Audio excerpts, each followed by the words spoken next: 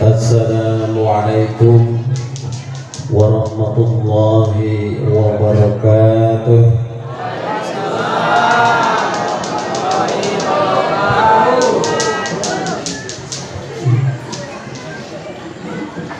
Masih belum kompak, yang belum menjawab salam, mudah-mudahan ngantuknya hilang. Assalamualaikum warahmatullahi wabarakatuh.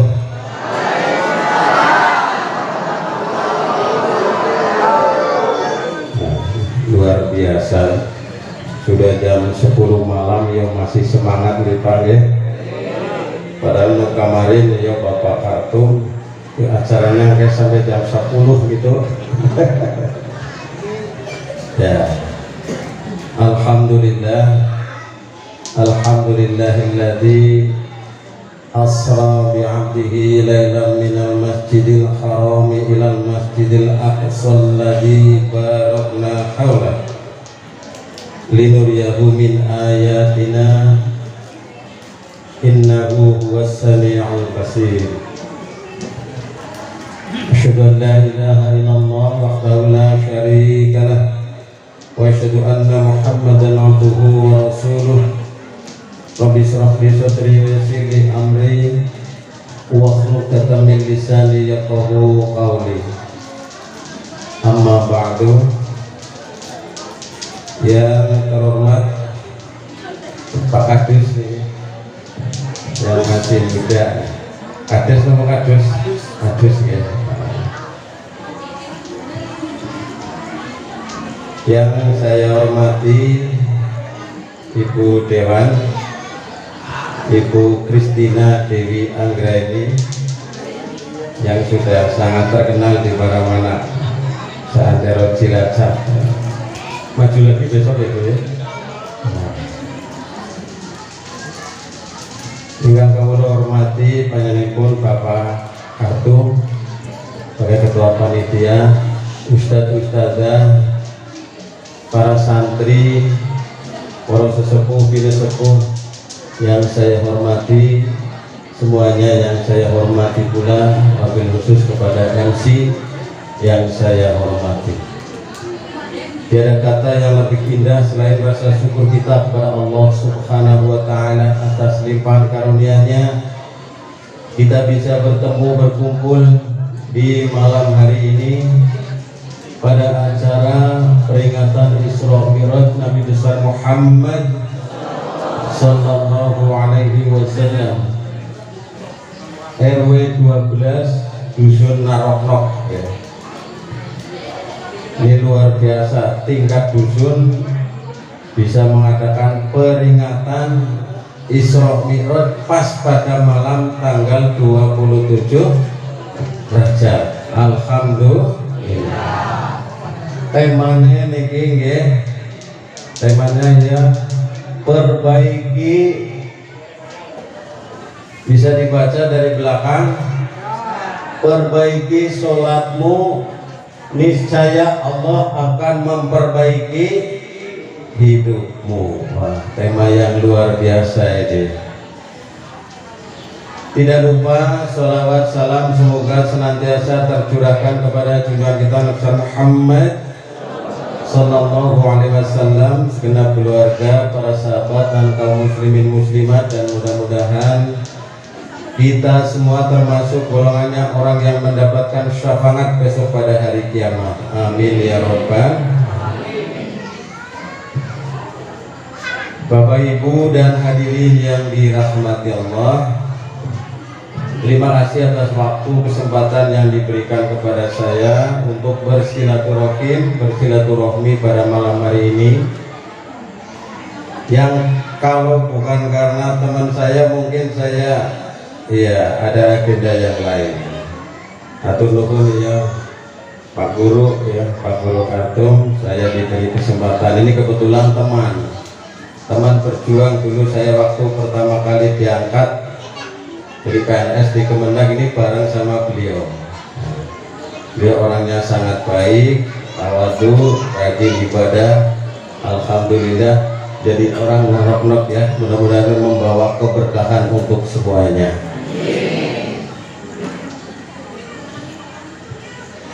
Kita yang pertama harus selalu bersyukur kepada Allah Subhanahu wa Ta'ala agar hidup kita ini bisa bahagia.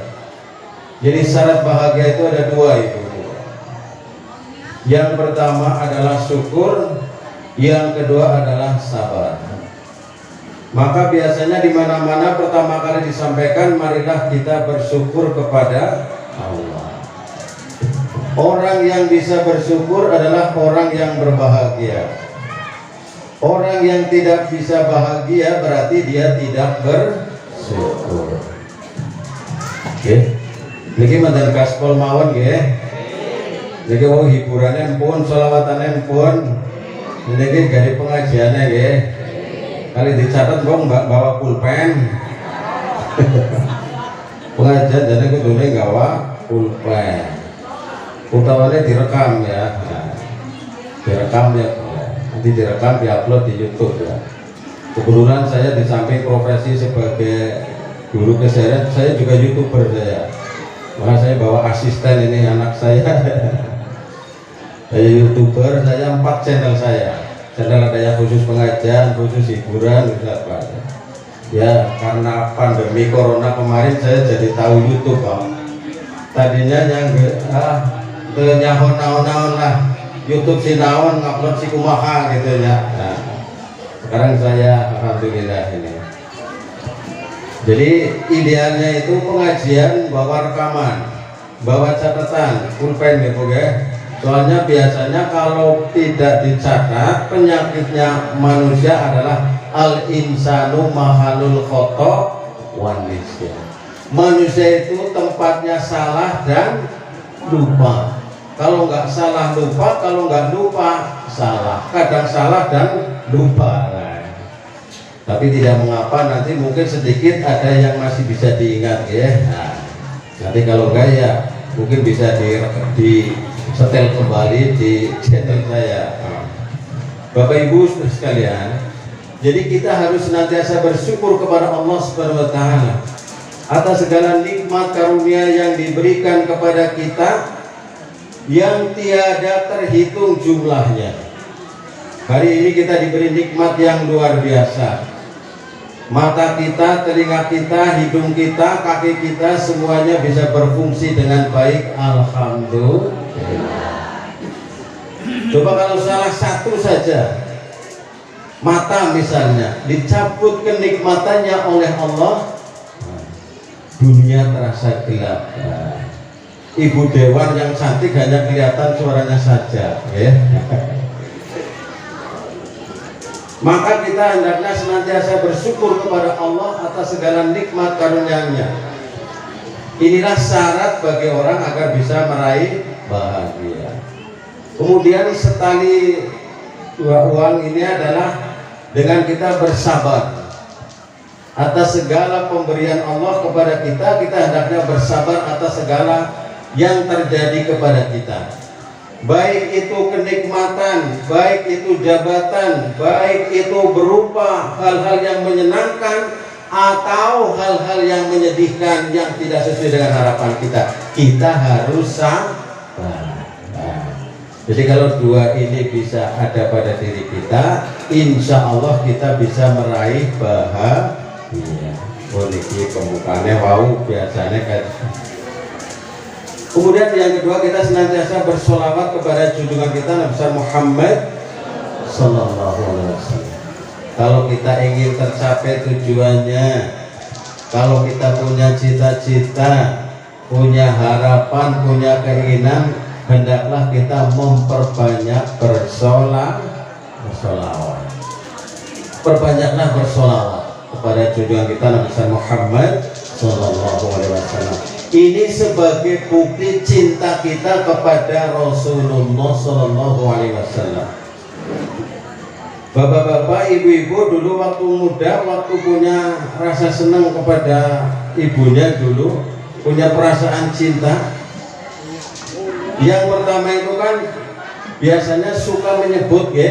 Nah, Kalau disebut namanya itu gemeter, deg-degan. Nah, demikian pula kita kalau disebut nama Allah, kalau disebut Rasulullah, hati kita bergetar sehingga bertambah imannya kepada Allah. Kemudian di samping kita suka mendengarnya, kita juga senang menyebutnya, sering menyebutnya. Sehingga di setiap kesempatan, di setiap ada waktu, kita hendaknya senantiasa bersolawat kepada Nabi Muhammad Sallallahu Alaihi Wasallam. Oh, ini pembukanya sudah, sekarang masuk intinya. Sambil saya lihat jam ini, sudah pukul 10 lebih 15 ya. Kira-kira harus nyampe jam seberapa ya Pak? Jam 2.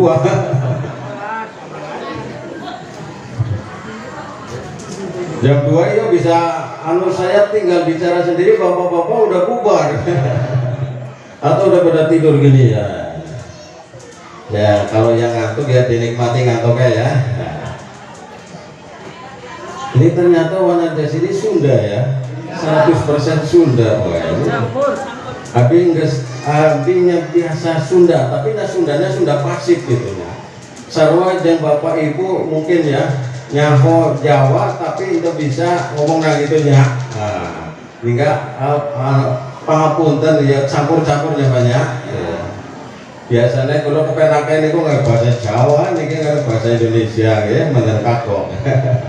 Nggak apa-apa ya, nanti senyampainya ya, nanti kira-kira kelabasan ya dielingna ya Pak Kartun ya. Nah, bapak-bapak, ibu-ibu,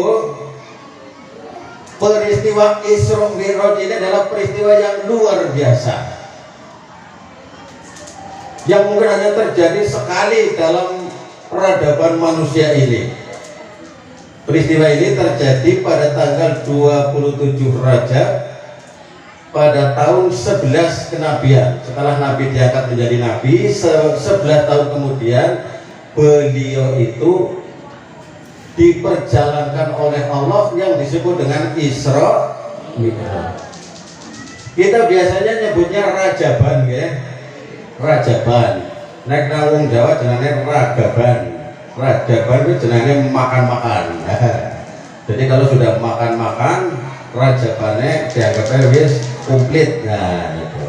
Jadi makan-makannya disambi, makanya punya. Nah, ibu-ibu, bapak-bapak sambil makan juga boleh, minum juga boleh. Nah, peristiwa Isra Mi'raj ini luar biasa, termasuk salah satu mukjizat Nabi Muhammad Sallallahu Alaihi Wasallam.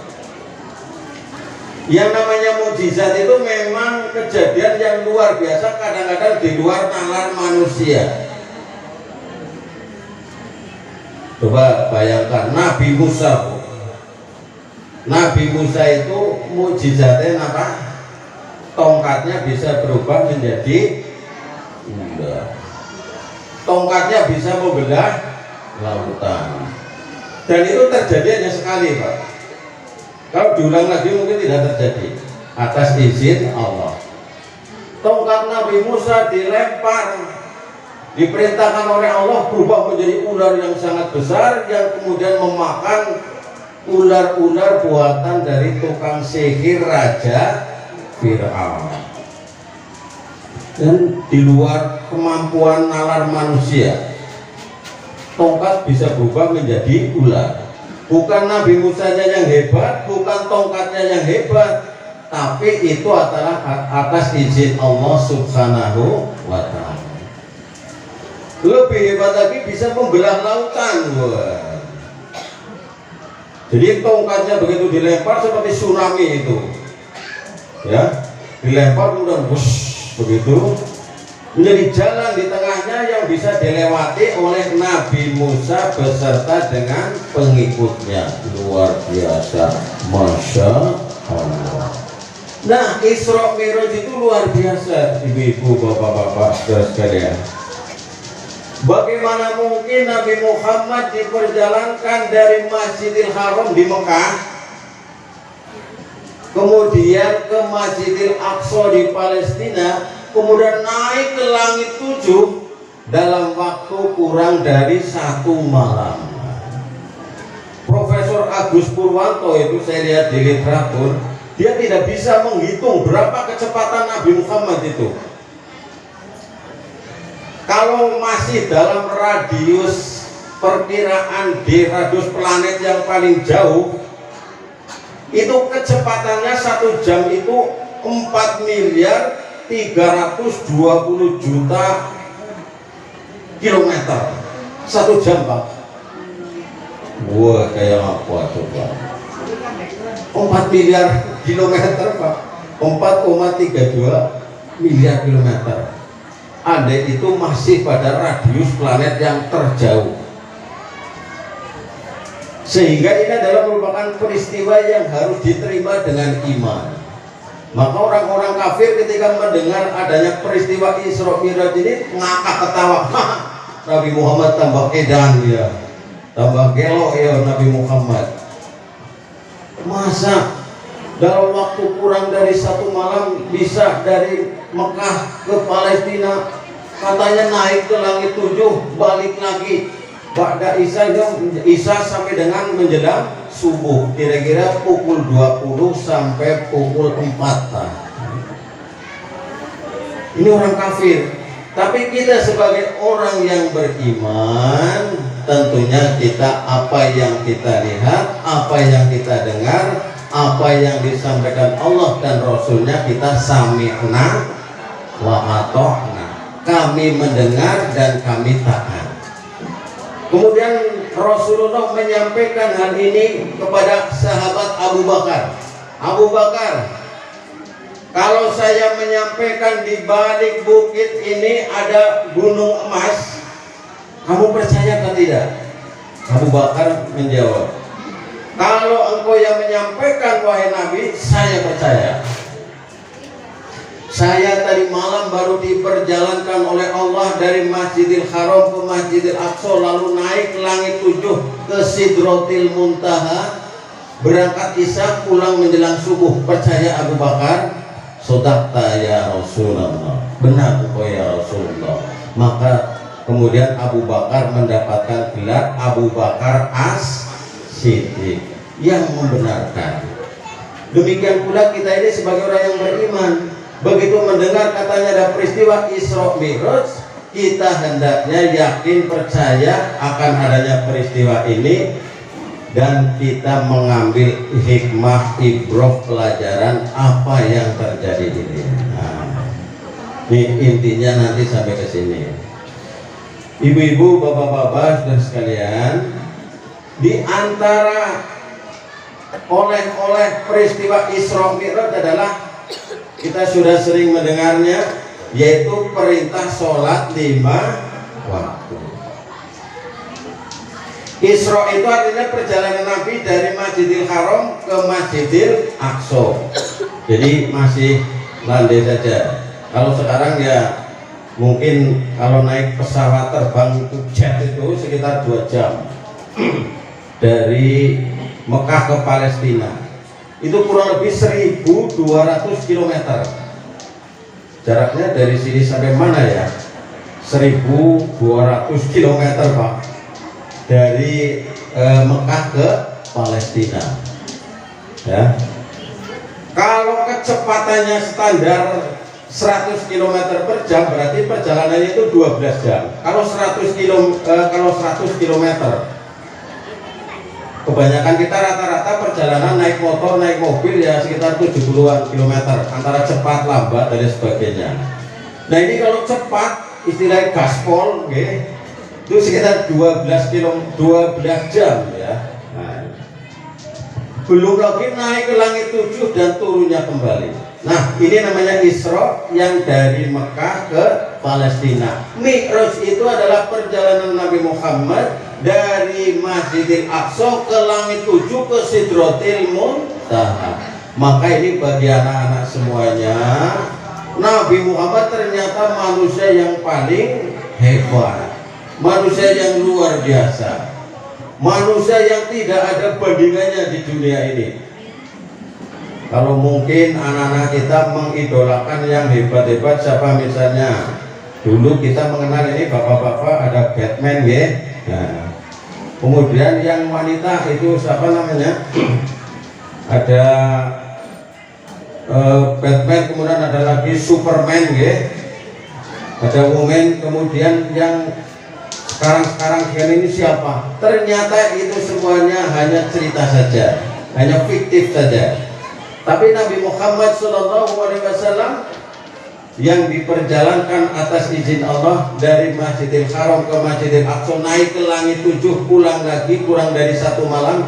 Ini yang luar biasa. Oh, ternyata Nabi saya itu adalah Nabi yang paling hebat, manusia luar biasa, manusia yang di saat teknologi pada waktu itu motor aja belum ada, mobil belum ada, apalagi pesawat,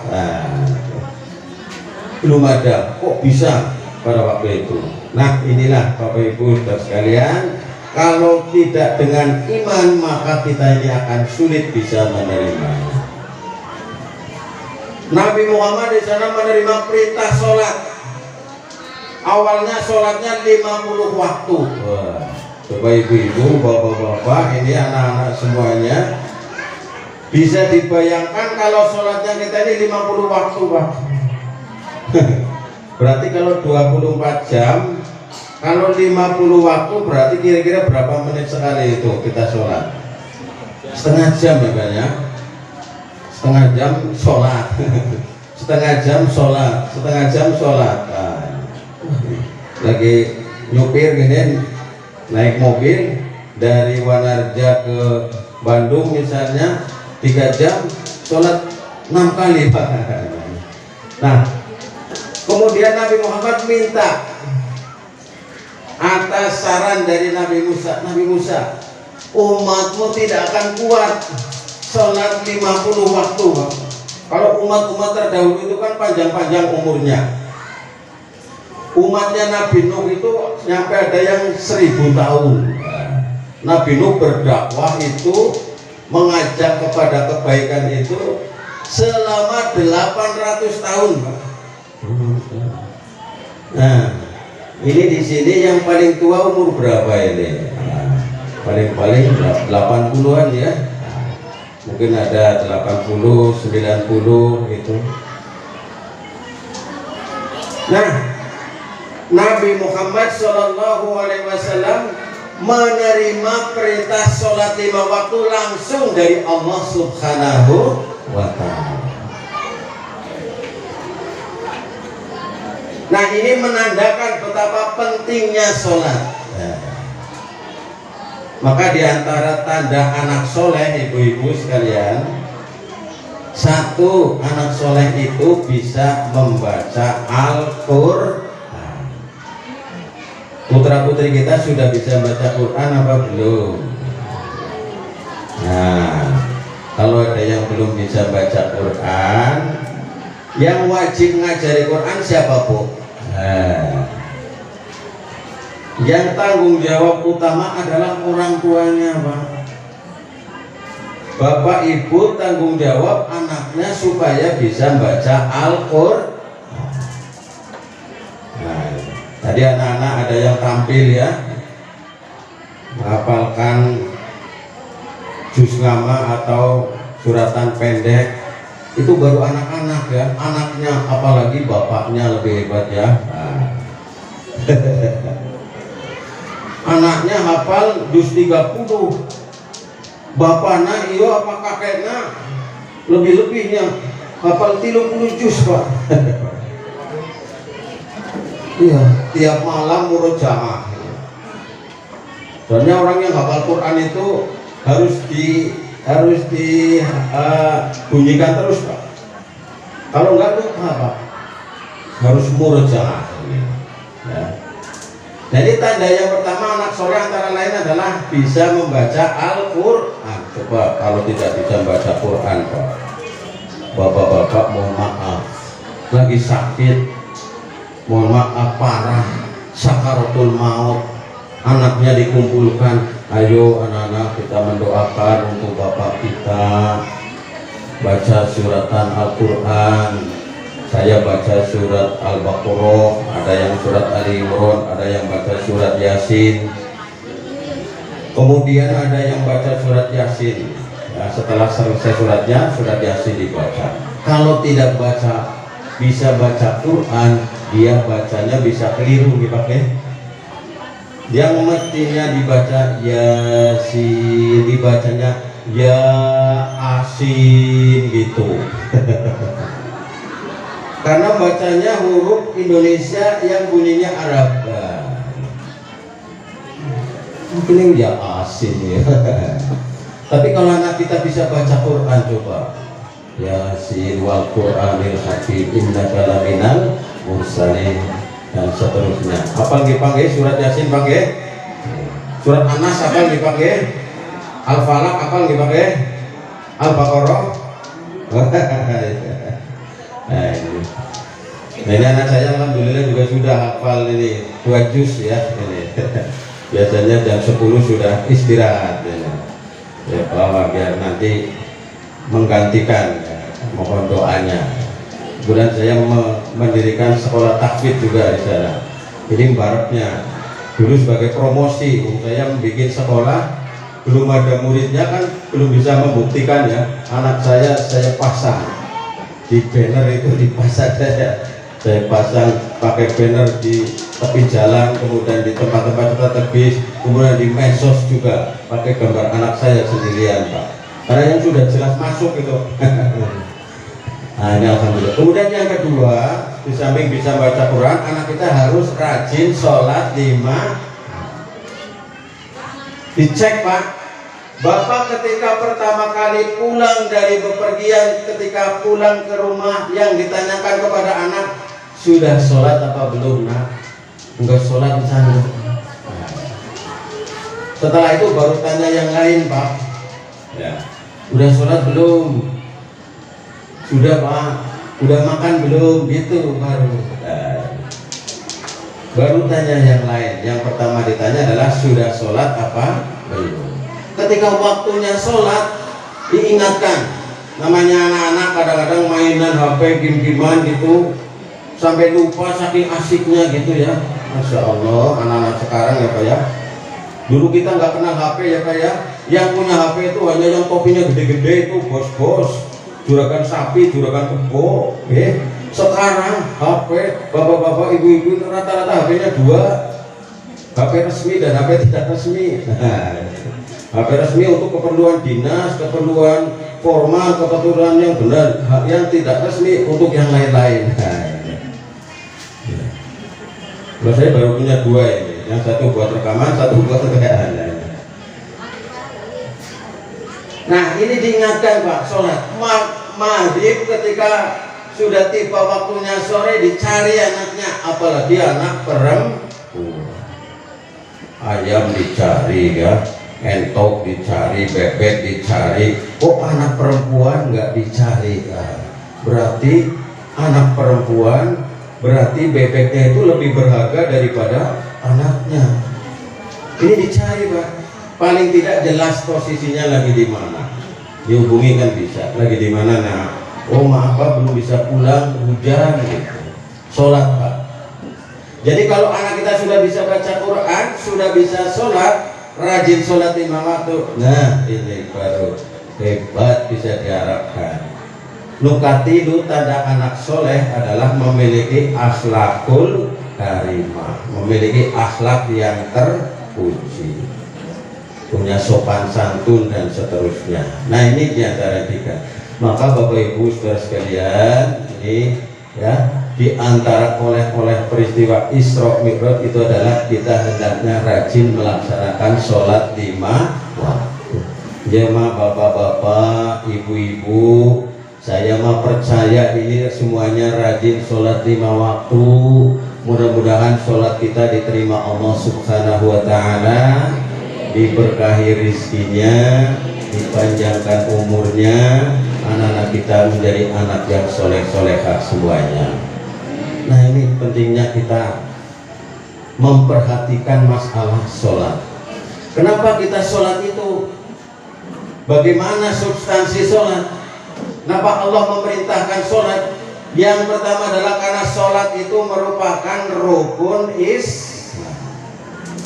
Syahadat, sholat, zakat, puasa, kemudian yang penuh kalimat haji. Syahadat sudah ya Pak ya. Sholat, nah ini sudah insya Allah. Syahadat, sholat, zakat. Zakat sampun nopo dereng niki Pak. Nah, zakat ki rukun Islam mandat ketriwal Pak. Zakat itu. Syahadat, sholat, zakat, kemudian puasa. Sebentar lagi mudah-mudahan kita bisa menjumpai bulan Ramadan, bulan puasa. Kemudian yang kelima haji bagi yang mampu. Nggak daftar haji Bapak? Haji sekarang antriannya hanya 50 tahun Pak. Jadi kalau Bapak ini umurnya 50, isuk berangkat haji berarti umur 100 Pak. Bisa dibayangkan mau umur 100 nggak? Ya umur 80, 80 ke kio repot, mereka masjid, repot, mereka mana-mana repot 100 tahun Pak. Makanya idealnya bagusnya ini anak-anak didaftarkan Pak. Ya, kecuali mungkin ada haji-haji yang khusus yang punya kemampuan, mungkin haji plus itu bisa dengan biaya yang berlipat-lipat ya, 200 juta, 300 juta. Kalau yang haji biasa sekarang itu kurang lebih 50 juta ya. Kemarin kita dengar di berita itu hasil rapat DPR RI dengan Kemenag diputuskan tahun ini sekitar 50 juta kurang. Nah ini bagi yang mampu. Nah di antara sekian ibadah ini yang paling pokok adalah sholat 5 waktu, karena ini termasuk rukun Islam. Kemudian yang kedua, sholat ini adalah sebagai sarana bagi kita untuk mencegah dari perbuatan keji dan murka. Kok bisa ini? Coba kalau kita sholatnya benar, maka insya Allah yang lain juga akan ikut benar. Sholat kita, sebelum sholat kita akan berwudu dulu. Sebelum berwudu kita bersihkan dulu. Maka ketika kita posisi sholat berarti sudah bersih lahir dan batin. Maka sholat yang baik adalah membawa dampak positif bagi tercegahnya perbuatan keji dan mungkar. Kalau dia masih mencuri, masih korupsi, masih suka berbohong, masih suka kemaksiatan, berarti sholatnya belum benar, diperbaiki lagi. Orang yang sholat itu hendaknya membawa nilai-nilai sholat kemana-mana, membawa ruh sholat kemana-mana. Ke pasar dia masih ingat sholat, bepergian kemana-mana yang dicari itu adalah pertama tempat sholat, baru rumah makan. Belum apa-apa, belum berangkat dari sini, dari Wanarja mau ke Jogja, nanti makannya di mana? Tapi jangan lupa ditanyakan nanti kita sholatnya di mana, sehingga kita ini bisa melaksanakan sholat dengan sebaik-baiknya. Kemudian yang berikutnya, sholat ini adalah yang pertama kali dihisab besok pada hari kiamat. Awwalu ma yuhasabu bil abdu yaumal qiyamah as-sholat. Pertama dihisab isuk pada hari kiamat itu adalah sholat. Jadi kita ini sholatnya dibagus-bagusin. Kalau sholatnya bagus semuanya akan menjadi bagus. Tapi kalau sholatnya buruk, sholatnya jelek, sholatnya rusak, semuanya akan ikut menjadi rusak. Nah, supaya sholat kita bagus, maka kita hendaknya rajin sholat berjamaah. Rumah bapak-bapak kalau sholatnya seorangan, seberapa banget ya, ragu-ragu dia. Kemudian begitu assalamualaikum, assalamualaikum, ya luar biasa, salam klepatnya. Tapi kalau jamaah kita kan lebih khusyuk, ya, lebih menikmati, menghayati, tidak terburu-buru, seterusnya. Sholat wajib itu sebaiknya dengan sholat berjamaah di masjid, di musola gitu. Kalau misalnya hujan apa ya sholat jamaah di rumah, bapaknya jadi imam, ibu yang budak, anak-anak jadi makmumnya. Luar biasa. Inilah calon penghuni surga, amin ya robbal. Ini sholat. Kemudian Nabi pernah menyampaikan yang berikutnya bahwa sholat ini adalah merupakan tiang agama. Tiang ini Sundanya namanya Pak, ini saka, sarwanya, saka ya. Iya namun dilepas, ya dicopot sakanya roboh Pak. Nah sholat ini seperti tiang Pak. Kalau kita melaksanakan sholat berarti mendirikan agamanya, agama Islam. Tapi kalau kita tidak melaksanakan sholat berarti merobohkan agama. Nah, as-sholatu imaduddin. Sholat adalah tiang agama. Faman aqomaha faqad aqomaddin. Barang siapa yang mendirikan sholat berarti dia mendirikan agamanya. Waman tarokaha faqad hadamaddin. Siapa yang meninggalkan sholatnya berarti dia merobohkan agamanya. Nah, kita ini termasuk yang mendirikan agama apa merobohkan agama? Mudah-mudahan termasuk yang mendirikan agama, amin ya robbal alamin. Nih Pak, jadi pentingnya sholat sampai Rasulullah dipanggil langsung. Malaikat Jibril nggak ikut Pak. Malaikat Jibril nggak bisa mencapai jangkauan Sidratil Muntaha. Nah, dia Nabi Muhammad menghadap langsung pada Allah. Maka sholat ini yang dalam Al-Quran itu adalah mengandung nilai-nilai kita ini akan menjadi lebih disiplin. Dalam Al-Quran disebutkan bahwa sholat itu sudah ditentukan waktunya. Inna sholata kanat alal mu'minina kitaban mauquta.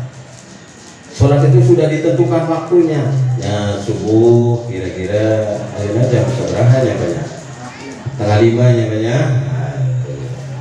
Kemudian duhur sekitar pukul 12, asar sekitar pukul 15 lebih sekian menit. Kemudian maghrib pukul 18. Kemudian isya pukul 19 lebih 20 menitan misalnya, itu sudah ditentukan waktunya. Maka dengan sholat ini melatih kedisiplinan kita. Nah, orang Islam itu mestinya menjadi umat yang paling disiplin. Tapi rupa-rupanya orang Islam itu menjadi disiplin, sangat disiplin itu hanya ketika bulan puasa, ketika bulan Ramadan, ketika saat maghrib, pokoknya semuanya kompak. Langsung dia akan menyantap makanan yang ada ya, tong gitu ya, kentongannya ditabuk tong belum begitu. Nah ini disiplin tidak, tapi yang lain juga harus disiplin, diantaranya dengan sholat ini melatih kedisiplinan. Saat dipanggil adzan, saat dipanggil oleh muadzin, maka bersegeralah kita menuju ke tempat sholat. Kalau kita bersegera memenuhi panggilan Allah, maka Allah akan menyegerakan apa yang kita inginkan. Bapak-bapak, ibu-ibu, kalau kita ingin dimudahkan urusannya, segeralah memenuhi panggilan Allah. Di antaranya adalah sholat 5 waktu. Maka dipraktekkan. Silahkan. Ini dihayati, diresapi. Yang paling utama adalah diamalkan. Maka ini nanti akan menuju perbaiki sholatmu, niscaya Allah memperbaiki hidupmu. Manusia itu kan nggak bisa apa-apa. Coba kita punya daya apa? Nggak punya apa-apa kita. Maka kita sering menyebut la haula wala quwwata illa billahil aliyyil. Manusia nggak bisa apa-apa. Coba dicabut salah satu aja dari unsur kita ini, kita nggak bisa apa-apa. Apa misalnya dicabut nyawanya, wah kita nggak bisa apa-apa. Jantungnya suruh berhenti, paru-parunya berhenti, nggak bisa apa-apa. Maka kita ini harus menyandarkan kepada Allah Subhanahu wa Ta'ala. Maka ini salah satu diantaranya hikmah kita dalam melaksanakan sholat. Nah, kemudian yang berikutnya bisa berakhir yang berikutnya dua-dua lagi obat-obat ya, dua-dua obat-obat ya. Ya, bentar lagi ya Pak ya. Gaspol ini Pak, jadi mandan cepat, mandan kenceng ya, katolannya pegangannya. Ya, sholawatannya geus tadi, aduh luar biasa ibu-ibu gitu ya. Oke, kapan-kapan ditambah sama ibu dewan ya, ayah orjena, wah, ayo benyo gitunya, ya biar tambah betah ya. Nah, sekarang ini namanya dakwah kultural, dakwah lewat jalur budaya. Dakwah melalui fasilitas-fasilitas yang ada dikemas dalam bentuk keislaman. Sekarang wayang, musik, kemudian juga di media-media online silahkan. Ini yang aktif di dunia maya, di medsos, di TikTok apa ini kalau bisa kader-kader dari masjid, kader dari TPQ, kader dari dinia, jangan aktif malah kampanye-kampanye, promosi-promosi hal-hal yang tidak baik. Karena mereka ini punya jaringan LGBT misalnya, wah luar biasa itu.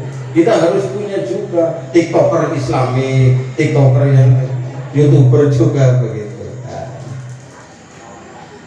Nah, ini diantaranya ya, diantaranya hikmah sholat, filosofi sholat dan masih banyak yang lain lagi.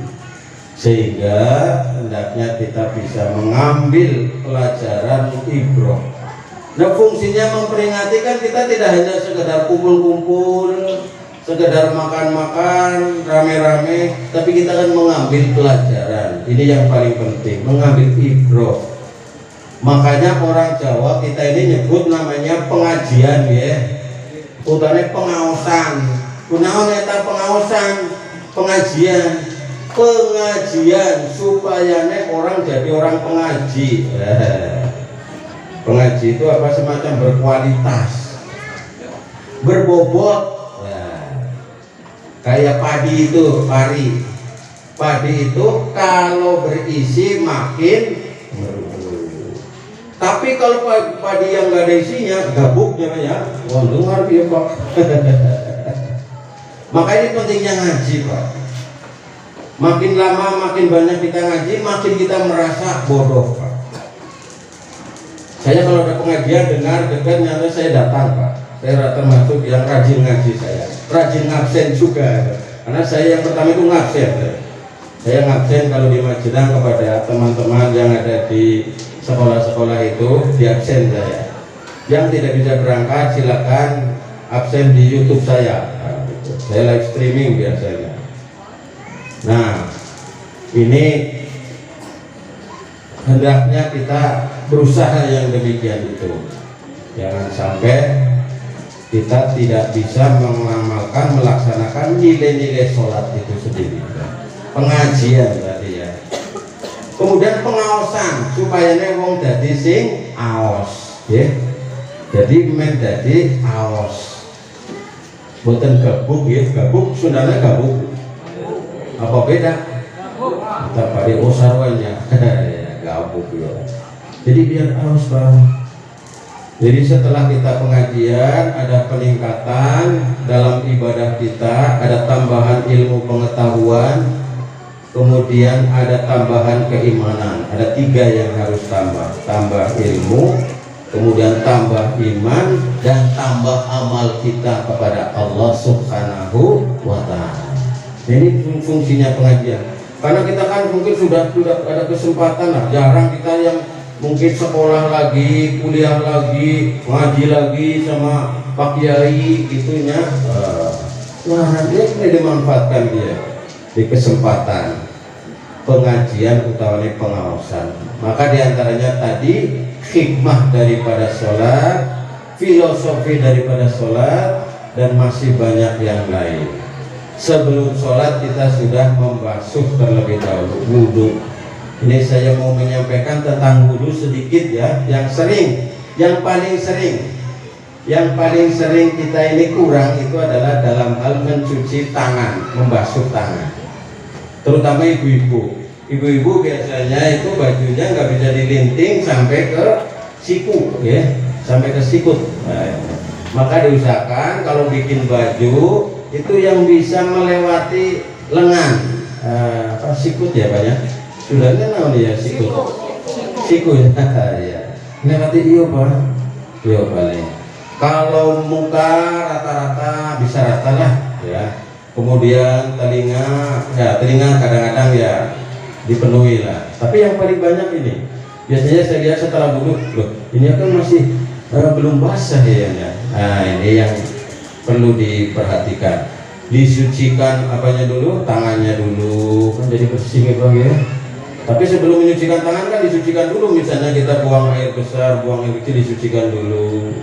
Nah, setelah itu selesai nawaitul wudu'a li raf'il hadatsil asghari warḍalillahi ta'ala ya, dicuci tangannya, jemarinya, mungkin habis pegang burung dara, pegang ayam, pegang bebek atau dari mana kotor dibersihkan. Kemudian hidungnya mungkin kotor, di samping itu tangannya mungkin habis megang apa kemaksiatan, megang yang bukan muhrimnya, mahromnya, megang yang barang haram dan seterusnya. Kemudian hidungnya habis mencium apa yang tidak baik, yang maksiat dosa, dibersihkan. Kemudian setelah itu, kemudian mukanya, wajahnya. Maka ini wajah-wajah yang berwudu besok pada hari kiamat akan memancarkan cahayanya. Semuanya insya Allah akan memancarkan cahaya surga. Ini ibu-ibu para bidadari surga. Amin ya Rabbal. Yang sekarang cantik besok tambah cantik. Yang sekarang merasa tidak cantik besok tambah cantik. Tenang saja, tidak usah merasa minder. Orang cantik dan tidak bedanya hanya sedikit. Orang cantik itu kan karena jejer dengan yang tidak cantik Pak. Kalau cantik kok dia merasa cantik kok jejer dengan yang lebih cantik, oh ya nggak kelihatan cantik Pak. Maka bersyukurlah, berterima kasihlah orang yang tidak cantik ya. Orang yang cantik harus berterima kasih kepada orang yang tidak cantik ya, menurut penilaian manusia. Nah ini, nah setelah itu wajahnya, kemudian tangannya ya sampai siku dibersihkan, disucikan. Maka ini melambangkan baik suci secara lahir